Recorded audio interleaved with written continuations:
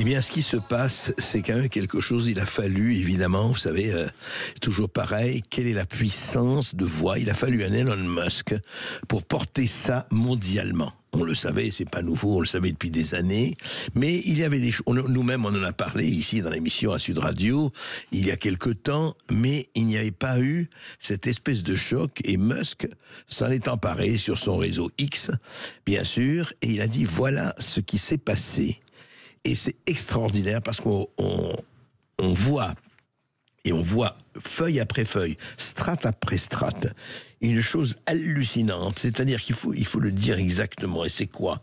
Eh bien, ce qui s'est passé, c'est que vous avez eu des milliers de jeunes filles anglaises de 14 ans, de 15 ans, de 16 ans, à Telford, à Rotham, dans des diverses villes anglaises.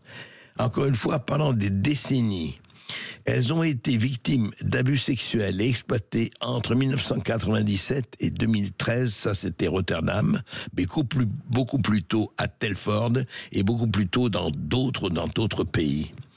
Eh bien, il s'agissait de quoi? Eh bien, il s'agit simplement, écartons les détails, je vais vous dire, je sais pas ce qu'on peut dire. Vraiment, le cœur nous manque. Des filles exploitées, esclavage sexuel, données à la prostitution par des gangs, il faut le dire, de Pakistanais, d'Indo-Pakistanais, sévissant en Angleterre. Eh bien, avec des détails que je ne donnerai pas ici, mais vous pouvez aller vous renseigner sur tous les réseaux, sur ce qu'il en passe. Eh bien, avec et surtout la complicité et la lâcheté d'un certain nombre d'autorités anglaises, y compris, il faut le dire, pas un mot sur... Alors, l'ancien Premier ministre Gordon Brown, la directrice de la justice Jackie Smith, Keir Starmer lui-même, qui était à l'époque inspecteur. Ça veut dire quoi? Ça veut dire qu'il y avait des groupes, des dizaines, voilà, comme ça, qui exploitaient un certain nombre de filles, 14, 15 ans, crédules, ils commençaient effectivement par leur raconter les bonnes histoires. On va s'occuper de vous, on va vous épouser, etc., etc. Et puis, ils les transformaient en bêtes de somme sexuelles, les gavant d'héroïne, effectivement, les torturant, les démembrant, quelque chose de terrifiant. Et ceci a duré des années. Il a fallu attendre qu'un journaliste du New York Times, il a fallu attendre que quelques Anglais extrêmement courageux ont dit, écoutez, c'est pas possible de laisser là. Et on leur disait, ah non, il faut pas en parler, mais non, vous alimentez quoi? Et évidemment, vous alimentez l'extrême droite, et évidemment. Mais quelle extrême droite? Il s'agit là de gens qui sont torturés. Et ça aurait été des Blancs qui auraient fait la même chose, eh bien, nous aurions été les premiers, absolument, les premiers à en parler, et les premiers à protester, et les premiers à hurler. Parce que c'est incroyable. La police, les polices qui ont touché des pots de vin en Angleterre, les services de protection de l'enfance qui ont manqué à tous leurs devoirs, il y a eu des dépôts de plaintes par dizaines, par centaines, des parents, etc. Rien. Des affaires auraient été étouffées par la police, selon Sam et Marseille, journaliste du Télégraphe.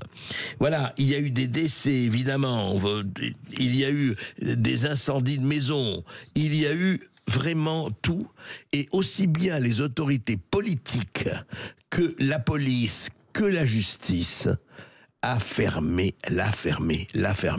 C'est quand même hallucinant. Alors que Keir Starmer, on le rappelle, il était procureur à la tête du service des poursuites judiciaires de la Couronne. Pas un mot.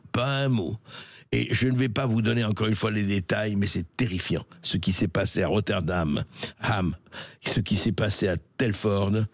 Et voilà. Et qu'est-ce qu'on dit? Eh bien, on dit oui, mais enfin, écoutez. Et on est allé jusqu'à dire en Angleterre, mais elles étaient consentantes. Et évidemment, à 11 ans, à 12 ans, à 13 ans, à 14 ans, on est consentante. Il faut quand même arrêter un tout petit peu le délire. Donc, le problème, il est quoi? Il est que, effectivement, on préfère ne pas parler de ça.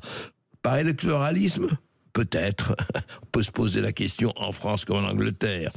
Par par opportunisme, évidemment aussi. Et ce qui est extraordinaire, je trouve, c'est, alors quand on entend effectivement Nathalie Loiseau, vous savez, notre députée européenne, notre merveilleuse députée européenne, qui nous dit, mais non, mais écoutez, Elon Musk, et il a autre chose à faire, qu'est-ce que ça veut dire, ça, qu'il parle de ça, mais oui, que c'est une interférence, c'est magnifique. Quand vous dénoncez un crime de masse et les viols de masse, c'est l'interférence, mais quand tel ou tel milliardaire, et vous savez, suivez mon regard, vient subventionner tel ou tel journal, ou vient subventionner tel ou tel politique, là, il n'y a pas d'interférence, pas du tout.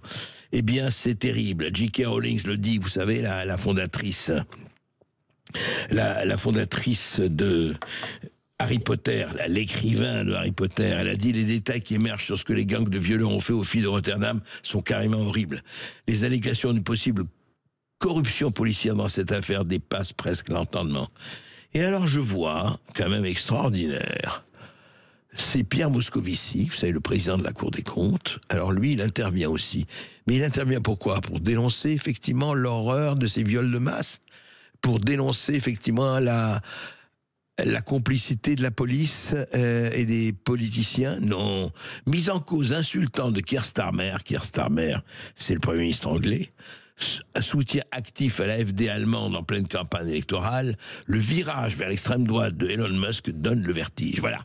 Ce qu'on retient d'un certain nombre de nos politiques, ce qu'ils ont retenu, et un certain nombre de gens qui vivent effectivement dans le vent dominant. Et vous savez ce que c'est que vivre dans le vent dominant?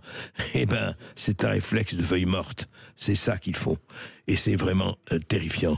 Donc, on continuera à enquêter, nous, là-dessus. On verra. Et je vais vous dire la dernière chose, il y a des choses très précises. Un officier de police, Dale Miller, a déclaré que l'ancien Premier ministre Gordon Brown avait envoyé une lettre à toutes les forces de police au sujet des gangs pédophiles.